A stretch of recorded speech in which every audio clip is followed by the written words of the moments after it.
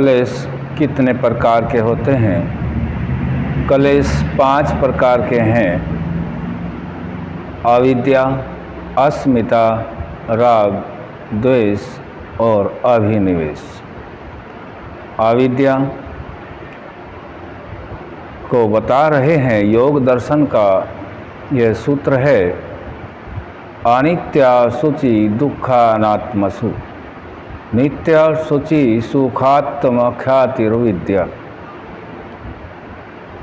कलेशों में प्रथम भाग अविद्या को बतला रहे हैं योग दर्शन के सूत्र से। अनित्य शुचि, अनित्य जो अनित्य है उसको नित्य मानना। संसार में सदा योग बल से देवों का शरीर ऐसा ही है, सदा इसी प्रकार रहेगा। यह अविद्या का प्रथम भाग है। जहाँ अनित्य को नित्य मानते हैं वो अविद्या का प्रथम लक्षण।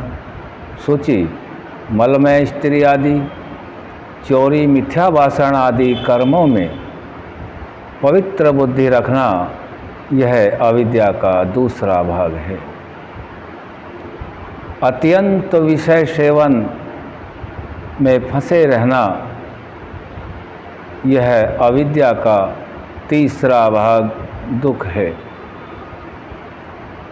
चौथा, अनात्मा में आत्मबुद्धि रखना, जहाँ आत्मा है ही नहीं और वहाँ आत्मा को मान लेना, अविद्या का चौथा भाग है। आत्मा शरीर में भेजना, शरीर से अलग करके अन्य शरीरों को देना, आत्मा का जो कर्म है उसके अनुसार परमात्मा का विज्ञान है। कोई भी मनुष्य आत्मा कहीं नहीं भेज सकता, केवल यह कार्य परमात्मा का है। वह परमात्मा सूक्ष्म शरीर के आधार पर जो आत्मा के साथ रहता है, शरीरों में भेजता है। यह कार्य मनुष्य कदापि नहीं कर सकता। जहाँ अनात्मा है वहाँ आत्मबुद्धि करना, अविद्या का चौथा भाग बताया गया है। फिर विद्या क्या है? यह तो कलेश का पहला कारण अविद्या बताया गया है।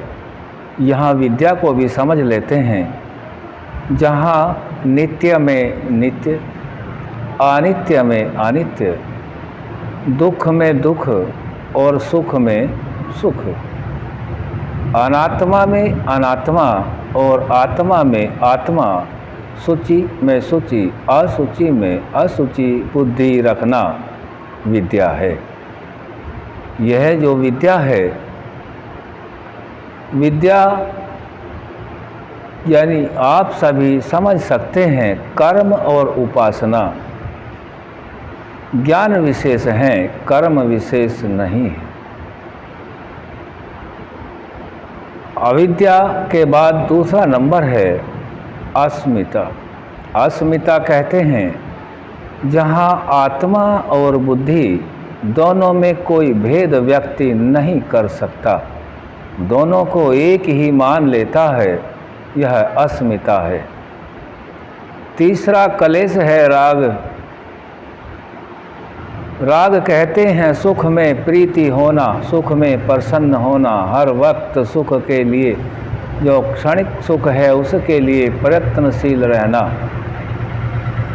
और जो आनंद है उसके लिए प्रयास न करना, यह राग है। रागी हो जाता है, अपने जीवन भर इसी क्षणिक सुख के लिए प्रयत्न करता रहता है, आत्मिक सुख के लिए ध्यान नहीं देता है। चौथा भाग बताया है कलेश का द्वेष। द्वेष अर्थात जो दुख है उसमें अप्रीति होना, दुख से बहुत दुखी होना, हाय ये हो गया, हाय ऐसे हुआ, वैसे हुआ, यूँ हो गया, ऐसे होना चाहिए था, इसी में लगे रहना, यह द्वेष है। जब द्वेष में लगा रहेगा या तीसरे भाग राग में लगा रहेगा तो आत्म उन्नति के लिए जो सुख है उसमें नहीं लग सकता। पांचवा बताया है अभिनिवेश। कलेश का पांचवा कारण अभिनिवेश है। यह शरीर मेरा इस प्रकार का है, मैं सदा शरीरस्थ रहूं, कभी नहीं मरूं, यह पांचवा कलेश है। यदि हम शरीर की सही क्रियाओं को ठीक ठीक जान लेवें, ऋषियों के जो ग्रंथ हैं उनके अनुसार हम ज्ञान प्राप्त करके वेदानुकूल जो ऋषिकृत ग्रंथ हैं उनसे जान लें कि यह शरीर तो जिस वक्त इस पृथ्वी पर जन्म के साथ आया था उसी वक्त तय हो चुका था, इसकी मृत्यु निश्चित है। जैसे सिंह के मुंह में बकरी है, वैसे यह शरीर काल के मुंह में हर वक्त रहता है। यदि इसके विपरीत बुद्धि करते हैं कि मैं सदा शरीरस्थ रहूं, तो यह अभिनिवेश कलेश का पांचवा भाग है। इन पांचों भागों को हमने जाना है। इन पांचों भागों को जानने के लिए, उत्तम कर्म करने के लिए हमें कुछ विशेष बातों का ध्यान रखना होता है। वे हैं मैत्री, करुणा, मुदिता और उपेक्षा। मैत्री किससे रखें?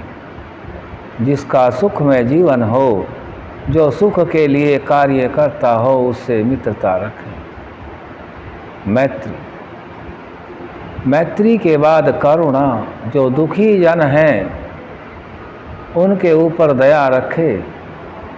दुख कितने ही प्रकार का हो सकता है, धर्मानुकूल उनके ऊपर दया रखे। मुदिता, जो भी पुण्य आत्माएं हैं उनको देख करके हर्षित होना, यह मुदिता है, यह अपने आचरण में लाना योग्य है।